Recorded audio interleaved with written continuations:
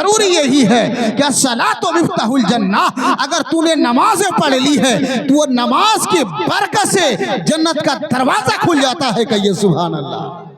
क्या अस्सलातु मिफ्ताहुल जन्ना, जब आप नमाजें पढ़ेंगी तो जन्नत का दरवाजा आप खोल सकेंगे, वरना नहीं खोल सकेंगे। क्या आपने फजर में अजाने नहीं सुनी? अस्सलातु खैरुम मिनन नौम, ये जोहर का टाइम में दिया जाता है क्या? असर में दिया जाता है, फजर में दिया जाता है। ना जोहर में बोला जाता है, ना मगरिब में बोला जाता है, ना ईशा में बोला जाता है, लेकिन फजर में बोला जाता है। ये वर्ड क्या है? अस्सलातु खैरुम मिनन नौम, कि नमाज नींद से बेहतर है। क्या? नमाज नींद से बेहतर है। तुम जिस गद्दे में छुप कर सोए हुए हो, जिस रजाई के अंदर में तुम ढुके हुए हो, जिस गद्दे और बालिश की लपेट में तुम सोए हुए हो, जब मुअज्जिन अजान दे दे, जब मुअज्जिन माइक पे आवाज दे दे अस्सलातु खैरुम मिनन नौम, आप तुमको गद्दे बालिश को लात मार देना है, आपको आराम जगह को लात मार देना है, आपको गर्म बिस्तर को छोड़ देना है, और अल्लाह की आवाज को सुनकर अस्सलातु खैरुम मिनन नौम सुनकर, इसलिए कि नमाज नींद से बेहतर है और सोना नहीं चलेगा। अल्लाहु अकबर, अल्लाहु समद। जब कोई बंदाए खुदा, जब कोई खुदा का बंदा, जब कोई खुदा की बंदी फजर के वक्त में अस्सलातु खैरुम मिनन नौम सुनती है और बिस्तर से उड़ जाती है, ठंडे पानी से वजू करती है, और वजू करने के बाद मुसल्ले में खड़ी हो जाती है, और खड़े होने के बाद जब अल्लाहु अकबर कहती है और हाथों को उठाकर दुआ करती है, मालिक सारी कायनात के पालनहार तू है, सारी कायनात का रोजी देने वाला तू है, सारी कायनात को पाने वाला तू है, बेटा देने वाला तू है, बेटी देने वाला तू है, बिजली चलाने वाला तू है, दुकान चलाने वाला तू है, खेतों खमार चलाने वाला तू है, बीमारी से शिफा देने वाला तू है। जब कोई बंदा है खुदा, जब कोई खुदा का बंदा, जब कोई खुदा की बंदी हाथ उठाकर दुआ करती है, तो मौलाए कदीर अपने फरिश्तों से कहता है, ए मेरा फरिश्ता तू देख ले, तू गवाह हो जा, मेरा बंदा ठंडे पानी से वजू करता है, वजू करने के बाद मुसल्ला बिछाता है और मेरी बारगाह में गिड़गिड़ा कर दुआ करता है। ए फरिश्ता तू गवाह हो जा, तू साक्षी रह जा, मेरा बंदा जो चाहेगा मैं खुदा उसे दे दूंगा। कहिए सुभान। जोर से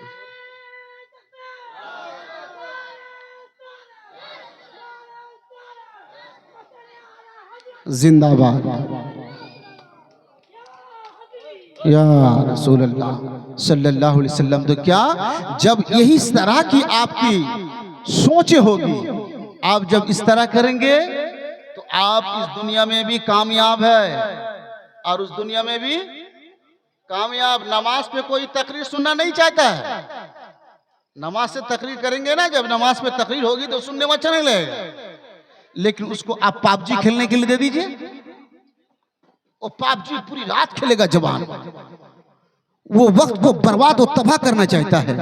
लेकिन नहीं बरादर, आपको जलसा भी सुनना है, आपको जीवनी भी सुनना है, अमले साले भी करना है, लेकिन जो अल्लाह का हुक्म वक्त पंजगाना नमाज फर्ज आइन है, हर हालत में आपको पढ़ना है। मसला जानते हैं? आप खड़े होकर अगर आप नमाज नहीं पढ़ सकते हैं तो बैठकर आपको पढ़ना होगा, बैठकर आप नमाज नहीं पढ़ सकते हैं, सोकर आपको नमाज पढ़ना है, सोकर आप नमाज नहीं पढ़ सकते हैं। इतने बीमार हो गए तो आपको आंख के इशारे से नमाज पढ़ना है, इतने बीमार हो गए कि आंख खुल नहीं रही है आपकी, तो आपको दिल के इशारे से नमाज पढ़ना है। यहां तक कि जब तक आपकी सांसें जारी रहेगी आपके ऊपर नमाज फर्ज है। जब तक आपकी सांस जारी हो तो आप पे नमाज माफ नहीं है। ट्रेन में तो ट्रेन पे, घोड़े पे तो घोड़े पे, ऊंट पे तो ऊंट पे, साइकिल पे तो साइकिल पे, पानी पे इस्तिताअत ना रखता हो तैया मुंह से आपको नमाज पढ़ना है, लेकिन हर हाल में पढ़ना है। और कब्र की मंजिल में माँ बहने कान खोल कर सुन ले, कब्र में सबसे पहले आपको नमाज पे पूछा जाएगा। ये नहीं कि मजार में केठो मुर्गा लेकर गई थी आप, केठो चादर लेके कर गई थी मजार में, ये नहीं पूछेगी। पूरा सर का बाल को खोलकर मजार के सामने में कुरान पढ़ रही है। दुनिया में कहीं जगह नहीं मिला उसको, दुनिया में उसको कहीं जगह नहीं मिला। मजार में जाके सरों को खोल कर अल्लाह समझ। आप जानते हैं मसला सुनेंगे तो आपके पैर की मिट्टी खिसक जाएगी। जब कोई माँ अपने हाथ में तोड़ा पहनती है, जब कोई माँ अपने पैर में कंगन पहनती है, और वो जब रास्ते में चलती है घर के अंदर में, और उस तोड़े की आवाज, उस कंगन की आवाज कोई गैर महरूम सुन लेता है तो 40 दिन तक उस मस्जिद में दुआएं कबूल नहीं होती है। अब क्या समझ कर रखी है क्या कि अगर आप कंगन पहने या हार या तोड़ा पहने और घर के अंदर में हो और उस तोड़े की आवाज कोई गैर महरूम सुन ले तो 40 दिन तक मस्जिद में दुआएं कबूल नहीं होती है। हमारी माँ बहनें जब रास्ते में चलती है तो पैर को बजाती है कि मैं कितना घुंघरू पहनी हुई हूं, तू सुन लो जरा सा। क्या मैं गलत बोल रहा हूं?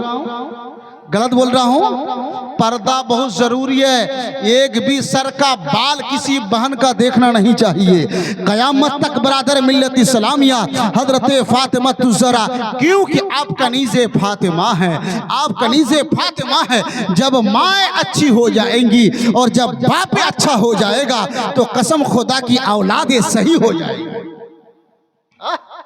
जब बाप सही हो, माँ सही हो तो औलादे सही होगी। कल की माँ पढ़ती कुरान पढ़ते पढ़ते, सोती कुरान पढ़ते पढ़ते, उठती दरूदे पाक पढ़ते पढ़ते, इसलिए उसके कोख से हसन हुसैन जन्म लिया। कहिए सुभान अल्लाह। वो हुसैन जो करबो बला की तपती हुई रेत में, जो करबो बला की रेगिस्तान में अपने पूरे खानदान को लुटा दिया है, लेकिन इस्लाम को बचाया है। जब माँ इबादत गुजार होती है तो बेटा हुसैन जन्म लेता है। जब माँ इबादत गुजार होती है तो बेटा गौसे पाक बन के खड़ा होता है। जो गौसे पाक इशारा कर देता है तो मुर्दों को जिंदा करके दिखाता है। जब गौसे पाक इशारा कर देता है तो 12 साल की डूबी हुई कश्ती को किनारा कार करके रख देता है। जब माएँ अच्छी होती है, जब बाप अच्छा होता है तो बेटा मोइनुद्दीन बनता है।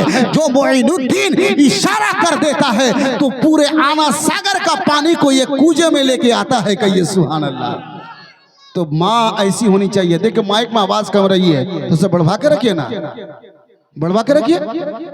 तो माएँ जब अच्छी होती है, जब माएँ जब नेक होती है तो औलाद भी नेक सहले बनता है। आप कनीज़े फातिमा हैं, आपकी इज्जत बहुत है। माँ की कितनी इज्जत है कि माँ के कोख से नबी जन्म लेता है। कहिए सुभान अल्लाह।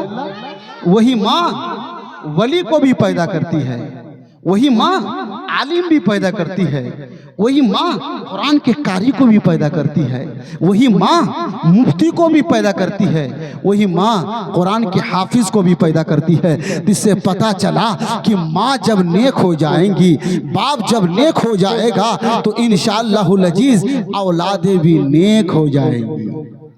और जब औलादें नेक होगी तो देखिए उसका बेड़ा पार हो जाएगा। जब कोई माँ जब दुआ करती है ना तो अर्श अजीम हिल जाता है। जब कोई माँ दुआ करती है अपने औलाद के लिए तो अर्श अजीम हिलने लग जाता है। अर्श अजीम जब हिलता है, मौला कहता है अर्श अजीम जरा बता तू हिलता क्यों है? तो अर्श अजीम से आवाज ये आती है, मौला सट्टाड़ी की सरजमी पे तेरी एक बंदी तुझे पुकार रही है, पुकार पुकार कर अपने औलाद के लिए दुआ करती है। मौला परवरदिगार अगर तू उसकी दुआ को कबूल नहीं करेगा तो मैं हिलता रहूंगा। अल्लाह अकबर। अर्श अजीम से अल्लाह कहता है, अर्श अजीम तेरे हिलने से पहले मैंने उसकी माँ की दुआ को कबूल कर लिया है। तो हिलने बाद में लगा, लेकिन दुआएं पहले कबूल कर चुका हूं मैं। तो अब बताइए कि एक माँ की दुआएं कितनी फौरन कबूल होती है। एक माँ जब नेक बन जाती है ना तो अगर जानते हैं आप अपने वली से सुना होगा कि मुर्दा को जिंदा कर दे, हदीस और कुरान की रोशनी पढ़ेंगे आपको बात समझ में आएंगी कि एक माँ कितनी इज्जत होती है कि अगर वो मिट्टी पे फूंक मार दे तो वो सोना बना सकती है। माँ अगर नेक हो तो वो सोना बना सकती है, क्योंकि एक माँ अपने बेटे को जब हुफ़ाज़ इकराम जन्म दे सकती है तो एक माँ मिट्टी पे अगर फूंक मार देना तो मिट्टी सोना बन जाती है। तो माँ कैसी माँ हो, अमले साहले करने वाली हो, इबादत गुजार हो, तिलावत कुरान करने वाली हो, वक्त को खराब काम में ना गुजारती हो बल्कि वक्त गुजारती हो तो नेक साहले में गुजारती हो। जब बाप नेक हो जाता है, माँ जब नेक हो जाती है तो औलाद नेक साहले बन जाता है। आप बताएंगे कैसे नेक साले? आप एक वाकया समात फरमा ले। आपने ख्वाजा फरीदुद्दीन गंजे शकर नाम सुना होगा, नाम सुने हैं? सुने हैं नाम? प्यार से कहते सुभान अल्लाह, और एक बार जोर से कहिए सुभान अल्लाह। तो ख्वाजा फरीदुद्दीन गंजे शकर आप जानते हैं कितने खूबसूरत थे, कितने खूबसूरत। ख्वाजा फरीदुद्दीन गंजे शकर किसी रास्ता से गुजर जाते तो अगर कोई काफिर उसका चेहरा देख लेता तो कलमा पढ़ के मुसलमान बन जाता। सुभान अल्लाह नहीं बोलेंगे? और थोड़ा सा प्यार से बोलेंगे माशाअल्लाह। माँ बहने सुने क्या, कितने खूबसूरत कि अगर ख्वाजा फरीदुद्दीन गंजे शकर किसी रास्ते से अगर चलते, कोई काफिर अगर उसे देख लेता ना तो कलमा पढ़कर मुसलमान बन जाता। कितनी बड़ी इज्जत, कितनी सूरत, कितने खूबसूरत, कितने ब्यूटीफुल थे मेरे रसूल सल्लल्लाहु अलैहि वसल्लम के जमाने के वली। तो अगर वली इतना खूबसूरत हो तो मेरे नबी कितने खूबसूरत होंगे। तो ख्वाजा फरीदुद्दीन गंजे शकर जब दिल्ली की सरजमी पे चलने लगे ना तो जो काफिर देखता है कलमा पढ़ लेता है, जो काफिर देखता है कलमा पढ़ लेता है। बादशाह वक्त को खबर दिया गया, क्या खबर? कि एक फकीर ऐसा आ गया, नारे तकबीर, नारे तकबीर, नारे तकबीर, उलमाए अहले सुन्नत, उलमाए अहले सुन्नत, ख्वाजा का हिंदुस्तान, ख्वाजा का हिंदुस्तान, नारे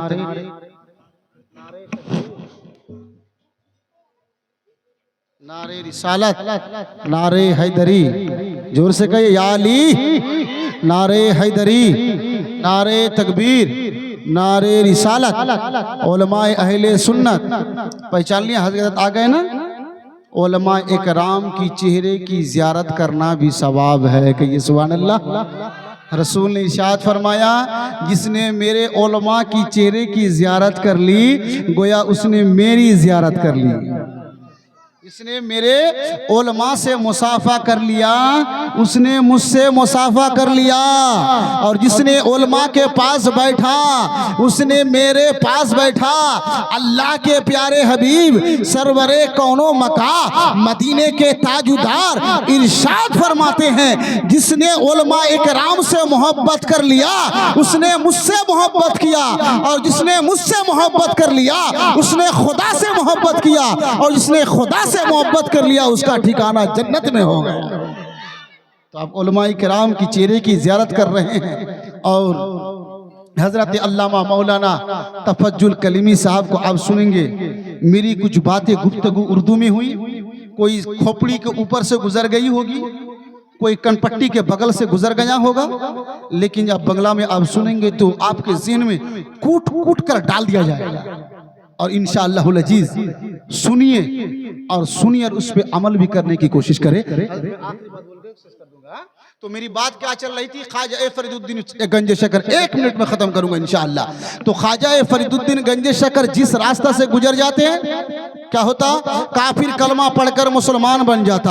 अल्लाहु समद, अल्लाहु अकबर। जब ये खबर बादशाह सलामत को पहुंच गई, जब बादशाह सलामत जान गए कि एक ऐसा फकीर दिल्ली की सरजमी पे आया है, दिल्ली की सरजमी पे एक ऐसा बाबा आ गया है जो उसे देख लेता है तो कलमा पढ़ के मुसलमान हो जाता है।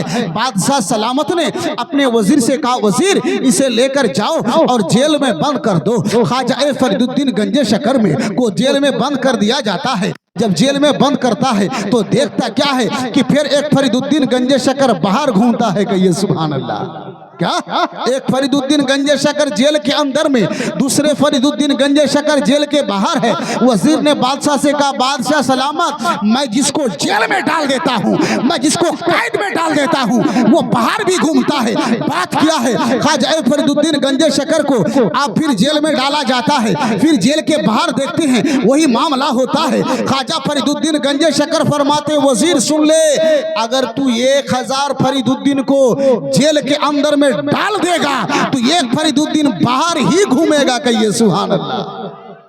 तो जब घूमना ही था बरादर मिल्लत इस्लामिया, बात क्या हो गई? बात क्या हो गई? 1 मिनट बस, बात खत्म।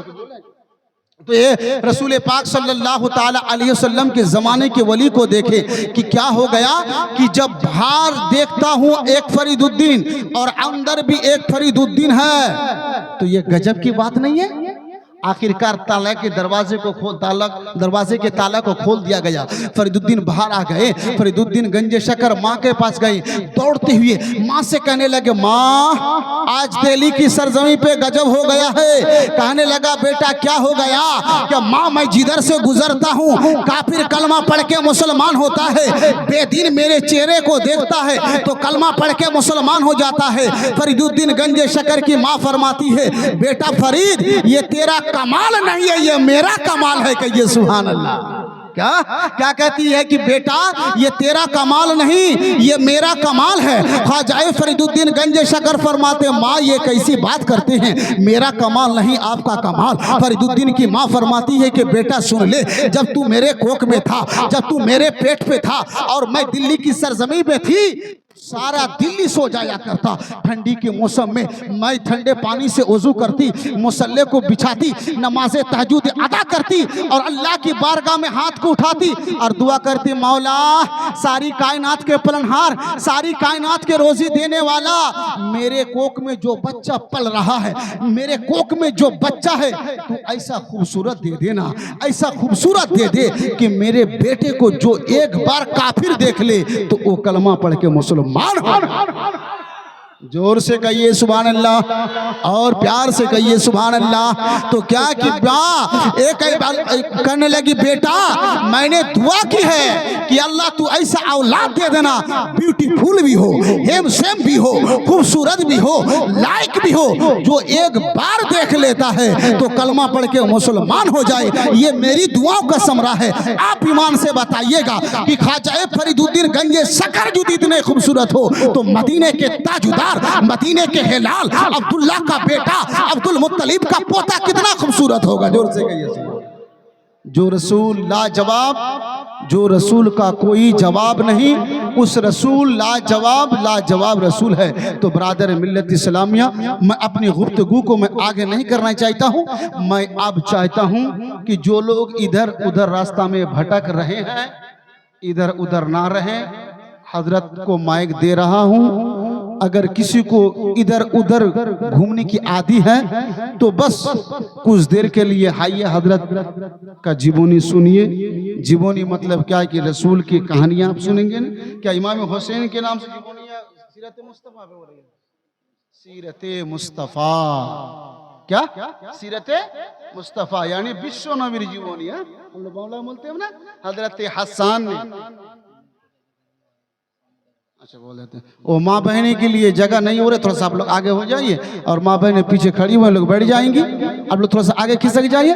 तो विश्व नबी की जीवनी आप सुनेंगे ना, इंशाअल्लाह लजीज आपका ईमान ताज़ा होगा। कैसे रसूल पैदा हुए, कैसे रसूल बड़े हुए, कैसे रसूल ने दुनिया में इस्लाम फरमाई, सब सारी चीज़ें तो सुननी है। तो बरादर मिल्लत इस्लामिया, जो लोग अब तक इधर उधर घूम रहे हैं, इधर उधर ना घूमें, पेंडल में आ जाएं और सवाब दारैन हासिल करें।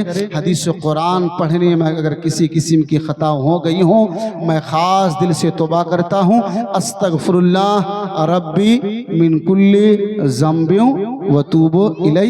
आप बुलबुले जीबोनी, बुलबुले बंगाल जिनको कहा जाता है, आप जीबोनी जिसका भी सुन लेंगे, लेकिन मौलाना तफज्जुल को आप जब सुने होंगे और जब सुनते हैं देखेंगे हार्ट आपका दिल को छू लेगा बरादर। तो हजरत का इस्तकबाल नारे तकबीर, नारे रिसालत से करें। नारे तकबीर, इतना जोर से बोलिएगा, नारे तकबीर, नारे तकबीर, नारे रिसालत, नारे रिसालत। ख्वाजा का हिंदुस्तान, ख्वाजा का हिंदुस्तान, सरकार की आमद, मदनी की आमद, मक्की की आमद, यासीन की आमद, ताहा की आमद, मुदस्सिर की आमद, मुजम्मिल की आमद। नारे तकबीर, नारे रिसालत। एक ही शेर के साथ हजरत को मैं दावत शुक्र देना चाहता हूँ कि मुश्किल थे रास्ते आसान हो गए, दुश्मन भी ये देखकर हैरान हो गए। मुश्किल थे रास्ते आसान हो गए, दुश्मन भी ये देखकर हैरान हो गए। रखा जब मेरे नबी ने दुनिया में कदम, पत्थर भी कलमा पढ़कर मुसलमान हो गए।